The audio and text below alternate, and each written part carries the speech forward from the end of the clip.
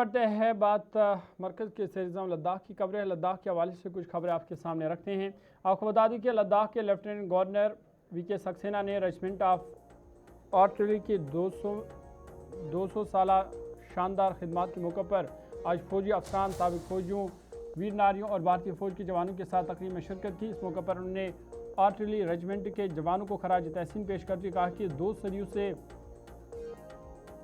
پیشہ ورانہ مہارت، عزم، استقامت اور ملک کے لیے غیر متزلزل وابستگی کی مثال انہوں نے قائم کی ہے۔ لیفٹیننٹ گورنر نے آپریشن وجے کے شہداء کو بھی خراج عقیدت پیش کیا اور کرگل جنگ میں فوجیوں کی بہادری اور عظیم قربانیوں کو یاد کیا۔ انہوں نے کہا کہ ہمارے جوانوں کی قربانیاں آنے والی نسلوں کے لیے ہمیشہ حوصلے اور حب الوطنی کا ذریعہ رہیں گی۔ اس موقع پر 200ویں سالگرہ کے سلسلے میں منعقدہ 11 روزہ موٹر سائیکل مہم میں فوجی اہلکاروں اور سابق فوجیوں نے بھی شرکت کی، جس نے ریجمنٹ آف آرٹلری کے شاندار تاریخ اور قومی سلامتی میں ان کے کردار کو اجاگر کیا۔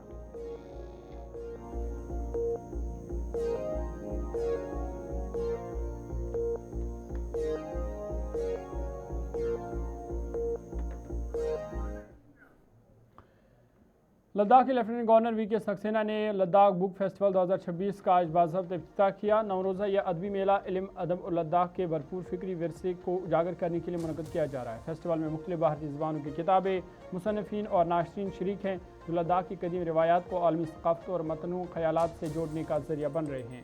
لیفٹیننٹ گورنر نے نوجوانوں اور طلباء پر زور دیا کہ وہ اس موقع سے بھرپور فائدہ اٹھائے، وسیع مطالعہ کرے، گہری سوچ اپنائے اور اپنی قدیم دانش سے جڑے رہتے ہوئے نئے افق کی جانب بڑھے۔ انہوں نے امید ظاہر کی کہ یہ فیسٹیول نئی نسل میں تجسس، تخلیق صلاحیت اور دانش کو فروغ دینے میں اہم کردار ادا کرے گا۔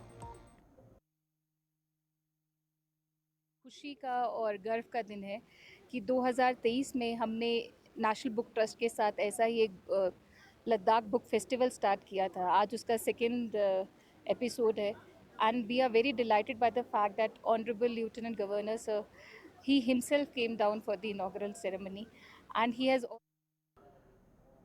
Ladakh model school Ibex colony Leh کے طلبہ نے ہر گھر ترنگا مہم کے تحت ایک خوبصورت حب الوطنی کا نغمہ پیش کیا۔ یہ پروگرام لداخ کے محکمہ داخلہ اور محکمہ اسکول ایجوکیشن کے اشتراک سے منعقد کیا گیا۔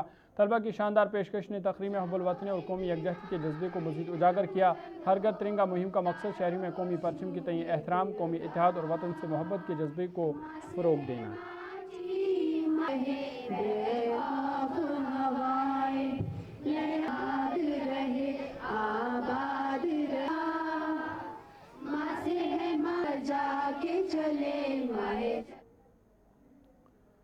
سابق چیئرمین و chief executive councillor LAHDC Leh advocate Tashi Gyalson سے مختلف علاقوں کے نمبرداروں پر مشتمل وفد نے آج ملاقات کی۔ سابق کونسلر چھوچھوٹ مرزا حسین کی قیادت میں وفد نے اپنے علاقوں سے متعلق سڑکوں کی توسیع، ریلوے لائن اور اراضی الاٹمنٹ سمیت مختلف مسائل پیش کیے۔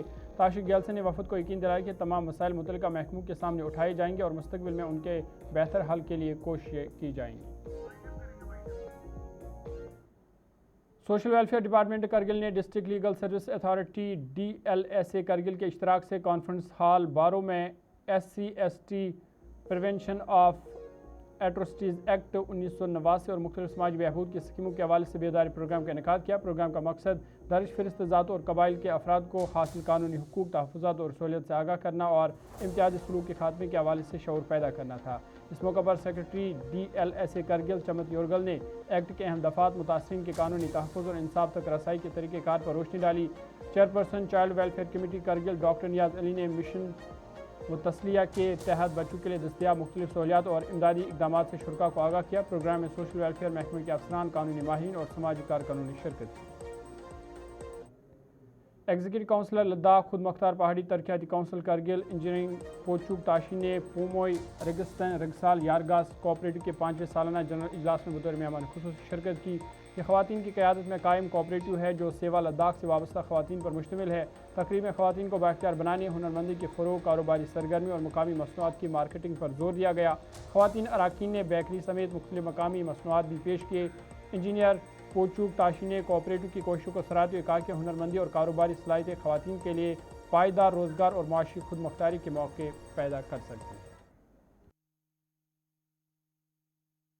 اتنا ہی، ظہور العابی کو اجازت دیجیے۔ مزید خبروں کے لیے آپ دیکھتے رہیے گلستان نیوز۔